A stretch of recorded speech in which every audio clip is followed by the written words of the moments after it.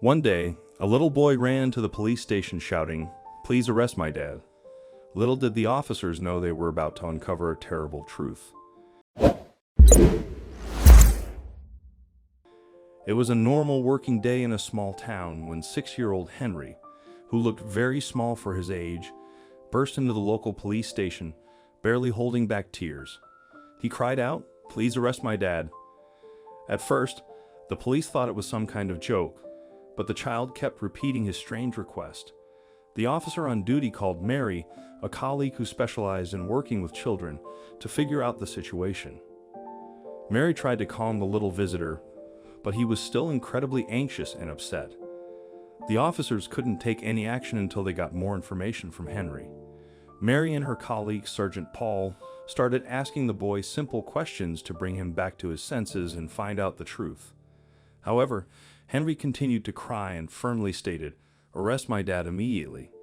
He needs to go to jail as soon as possible." Realizing the seriousness of the situation, Mary and Paul took Henry to their office, where they gave him milk and cookies before asking more questions. The sergeant asked the boy if his father had harmed him, and after a moment of thought, Henry started nodding and crying again. Mary calmed the boy down and asked what his father was doing now and how he managed to get out of the house. Henry said he waited until his dad fell asleep and then ran to the police station. When asked about his home address, Henry first shrugged but then said they lived in a small yellow house near the old water tower. Paul immediately recognized the place. Mary asked about Henry's mother, to which he sadly replied that he hadn't seen her for a long time. Henry added that according to his dad, she went for a walk one day but never came back. This made the police suspect that Henry's father had done something terrible. Seeing that the adults were finally listening to him, Henry insisted that his father be arrested and not allowed to escape. Henry said his dad had been very aggressive lately and often slammed the refrigerator door, saying he couldn't take it anymore. The sergeant decided not to delay any longer and sent several police officers to the boy's house. Less than half an hour later, armed officers stormed the small yellow house near the water tower, which looked old and shabby. Inside, the house was poor but clean and tidy. Roger was peacefully sleeping in his bed when the police knocked him to the floor and quickly handcuffed him. The man sighed loudly, clearly not understanding what was happening, while the officers pushed him into the back seat of their car.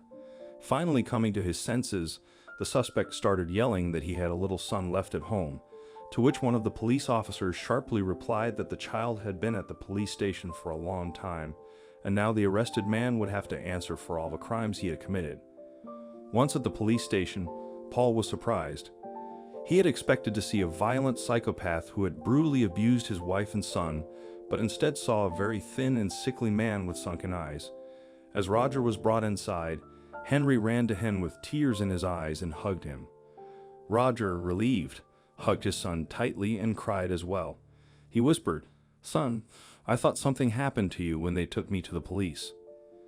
Henry replied, "Dad, I told them to arrest you." To the obvious question of why, the boy answered, "So you can finally eat, Dad." The police stood in shock, not understanding what was happening. It didn't take long for Paul to uncover the heartbreaking truth. Roger had been raising his son alone after his wife died. To avoid traumatizing Henry, he had told him that his mom went for a walk and never returned.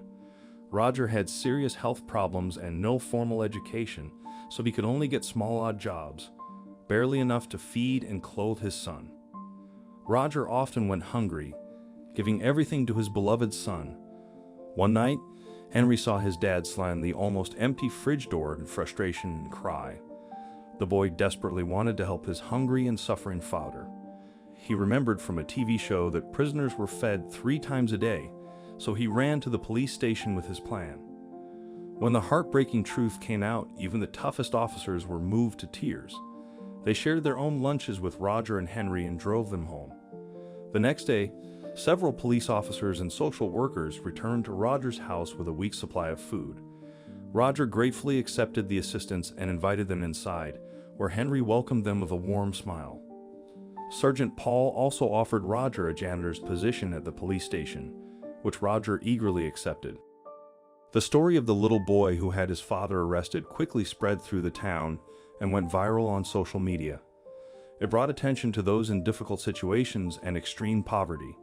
Many residents were inspired to help, making life a bit easier for those in need.